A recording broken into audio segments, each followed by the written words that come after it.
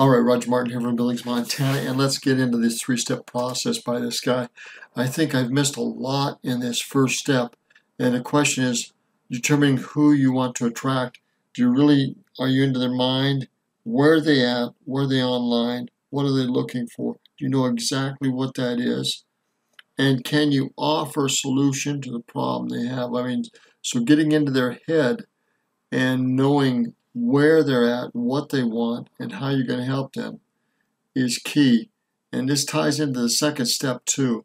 But I'm going to listen a little bit to him. We're going to edit this and we're going to go from there. Many people don't do this. Most people are just looking for anybody with a pulse to get in front of their business. And I can tell you, especially if you plan on doing this on the internet, you will have much higher closing rates and you'll have a much more stress-free business if you start by picking a targeted audience. Now, I'm not going to go into too much detail in this short video about how to select a targeted audience because I cover this a lot more extensively in my free web class. But here's the best advice I've ever gotten on how to select a targeted audience.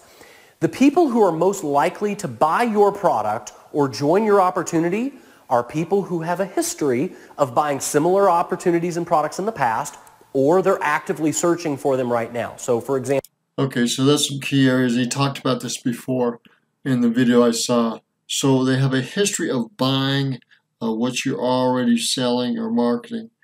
So where are these buyers at? Where are they looking? Where are they shopping? Where are they online? And how can you connect with them? So he talks about a travel club. Where would a travel club go? What are they looking at? How to save money on traveling? How to get the best deals on traveling? Where are they looking? If you're going to travel, what are you looking for? He talks about getting inside the head of the prospect. And more than that, I think you need to get into the heart, but the head too. What are they habitually doing online?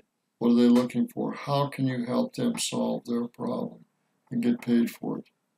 Again, how can you help them solve their problem and get paid for it?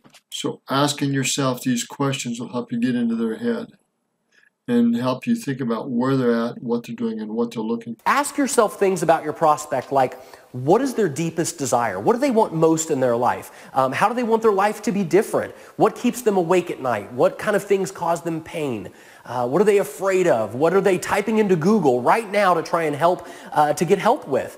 These are just a few of the questions that you can ask yourself to get inside. Okay, so these are a few of the questions to ask yourself. There are more, but I think the more you know about your prospect, what they're doing, what they're searching for on Google and online, Facebook, and other places, they'll help you know where they're at and how you should approach them.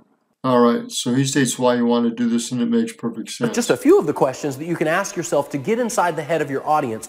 And the reason you want to do this is because people will be attracted to you when you're talking about what they're interested in, not what you're interested in. I know that's so basic, but it's so key.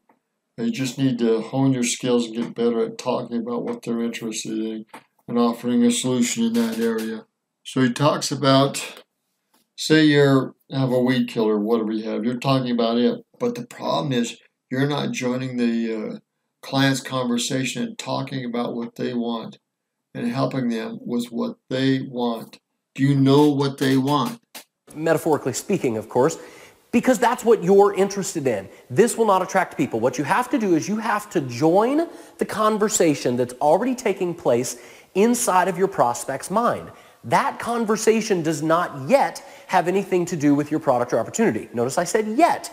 It will eventually have to do with your product or opportunity, but before it does, you first have to join the conversation that's already happening in their mind, and I'll show you exactly how to do that on the upcoming web class, all right?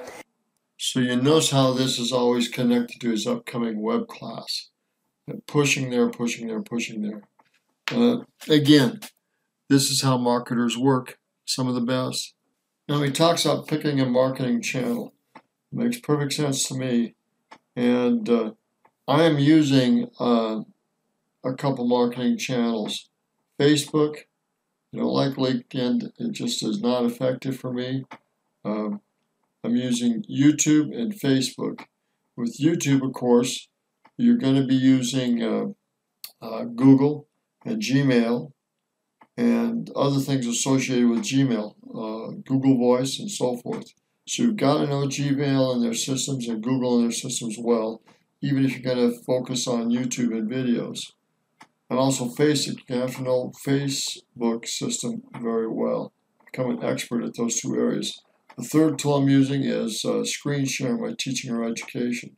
So I'm into teaching and education, and it goes way beyond just nature sunshine. I got to realize that and use that in my teaching and mentoring and a group to get into and to pay for. So I need to really refocus on that and do that this year.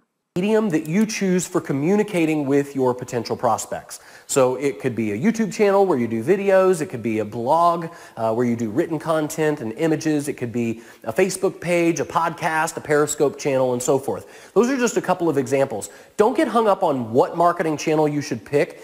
There's no better or worse, right? So what's important here is not whether one marketing channel is better than another. Pick the one that you would be most likely to put content on and take action on. What's important is the message. Make sure that you have a compelling message that matches what's going on inside your prospect's mind. The medium for delivering that message doesn't really matter all that much. Now, if you want my help in constructing that message for free, make sure you register for my upcoming web class. We're going to repeat some of this, but repetition is essential, and this is a key part. And you have to join the conversation on what they're interested in first before they can get interested in what you have to help them. A secret to attracting customers to you, and I said this in video number 2, is that you have to join the conversation that's already going on in the mind of your prospect. And you have to talk to them about what they're interested in before you talk to them about what you're interested in, okay? Obviously, what you're interested in is your product or your service or your opportunity. Because he's going to start with health and wellness. So let's say that you're selling some sort of, I don't know, nutritional shake. And I don't know, let's say it's got goji berries and quinoa as the main ingredients. Well, here's what most people think marketing is. They think marketing is, let me tell you all of the ingredients in our weight loss shake, and let me tell you why goji berry is the best, and let me tell you about all the scientific studies we've had done that prove our shake is the best, and it has the highest ORAC score of any other shake on the market, right? They're spouting off all the features of their product. This is not going to attract people to you because you're not talking about what your prospect is interested in. You're talking about what you're interested in, which are the features of your product. Your prospect doesn't give a hoot what part of the Himalayas your goji berry got picked from, right? What are they interested in? Think about this. They're interested in the benefits of your product, not the features. So they might be interested in getting rid of their belly fat, or feeling more comfortable in their clothes again, or looking better for their spouse so they can improve their marriage. Now, could your shake potentially be the solution to all of those problems? Yes, of course it could. But before you can talk to them about how great your shake is, you first have to attract them to you by saying something like, just as an example, something like, discover 3 foods that help you eliminate stubborn belly fat forever, right? All right, he gives a prime example here. We're going to go on with this, but you need to think about what is the conversation, what is the mindset, what is the topic your client is interested in, and how can you enter that topic with them